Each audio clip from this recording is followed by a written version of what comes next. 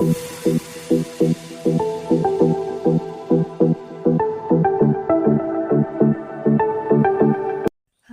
ಎಲ್ರಿಗೂ ನಮಸ್ಕಾರ.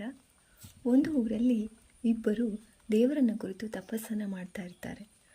ಅವರ ತಪಸ್ಸಿಗೆ ಮೆಚ್ಚಿದಂತಹ ಭಗವಂತನು ಪ್ರತ್ಯಕ್ಷನಾಗಿ ಮೊದಲನೆಯವನ ಬಳಿ ಬಂದು ಕೇಳ್ತಾನಂತೆ, ಏನಪ್ಪ ನಿನಗೇನು ಬರಬೇಕು ಅಂತ ಹೇಳಿ. ಆಗ ಅವನು ಹೇಳ್ತಾನೆ, ಸ್ವಾಮಿ, ನೀನು ಎರಡನೇವನಿಗೆ ವರವನ್ನು ಕೊಡ್ತೀಯಾ ಅಲ್ವಾ? ಹೌದಪ್ಪ, ಕೊಡ್ತೀನಿ. ಹಾಗಾದರೆ ಅವನಿಗೆ ನೀನು ಏನು ವರವನ್ನು ಕೊಡ್ತೀಯೋ ಅದರ 2ರಷ್ಟು ನನಗೆ ಬರುವಂತೆ ಮಾಡು ಅಂತ ಕೇಳ್ಕೊತಾನೆ. ಆಗ ದೇವರು ತಥಾಸ್ತು ಅಂತ ಹೇಳಿ ಮುಂದೆ ಹೋಗ್ತಾನಂತೆ. ಮುಂದೆ ಹೋಗಿ 2ನೇಯವನ ಬಳಿ ಬಂದು ದೇವರು ಕೇಳ್ತಾನೆ, ನಿನ್ನ ತಪಸ್ಸಿಗೆ ಮೆಚ್ಚಿದ್ದೇನೆ ನಾನು, ನಿನಗೆ ಏನು ವರಬೇಕು ಕೇಳಿಕೋ ಅಂತ ಹೇಳಿ.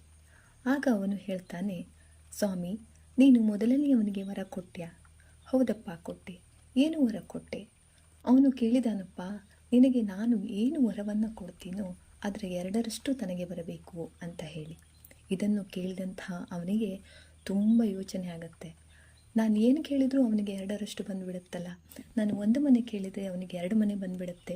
ನಾನು 2 ಮನೆಯನ್ನು ಕೇಳಿದರೆ ಅವನಿಗೆ 4 ಮನೆ ಬಂದುಬಿಡುತ್ತೆ. ನಾನು 1 kg ಬಂಗಾರ ಕೇಳಿದರೆ ಅವನಿಗೆ 2 kg ಬಂದುಬಿಡುತ್ತೆ.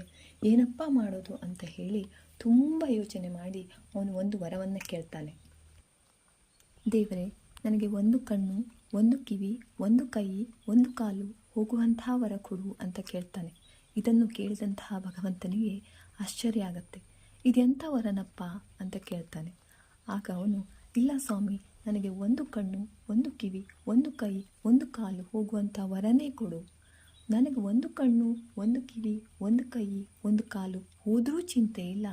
ಅವನಿಗೆ 2 ಕಣ್ಣು, 2 ಕಿವಿ, 2 ಕಾಲು, 2 ಕೈ ಹೋಗುತ್ತಲ್ಲ, ನನಗಷ್ಟೇ ಸಾಕು ಅಂತ. ಇದನ್ನು ಕೇಳಿದಂತಹ ಭಗವಂತನು ಮನಸ್ಸಿನಲ್ಲೇ ನಗುತ್ತಾನಂತೆ. ನಿಮ್ಮ ಹೊಟ್ಟೆ ಕಿಚ್ಚು ನಿಮ್ಮನ್ನೇ ಸುಡತ್ತಪ್ಪ. ಇವತ್ತು ನೀವು ಅವರಿಗೆ ಕೆಟ್ಟದ್ದಾಗಲಿ ಅಂತ ಬಯಸಿದ್ದು ಎಲ್ಲೂ ಹೋಗಲ್ಲ. ಒಂದಲ್ಲ ಒಂದು ದಿನ ನಿಮ್ಮ ಹತ್ತಿರನೇ ಬರುತ್ತೆ. ನೀವು ಒಬ್ಬರಿಗೆ ನೋವಾಗಲಿ, ಒಬ್ಬರಿಗೆ ಬೇಜಾರಾಗಲಿ, ಒಬ್ಬರಿಗೆ ಕೆಟ್ಟದಾಗಲಿ ಅಂತ ಬಯಸಿದ್ದು ನಾಳೆ ಅದು ನಿಮಗೇ ಬರುತ್ತೆ ಅಂತ ಹೇಳಿ. ಅದಕ್ಕೆ ಹೇಳೋದು, ಬಯಸುವುದಾದರೆ ಒಳ್ಳೆಯದನ್ನು ಬಯಸಿ, ಇಲ್ಲವಾದರೆ ಸುಮ್ಮನಿದ್ದು ಬಿಡಿ. ನಮಸ್ಕಾರ.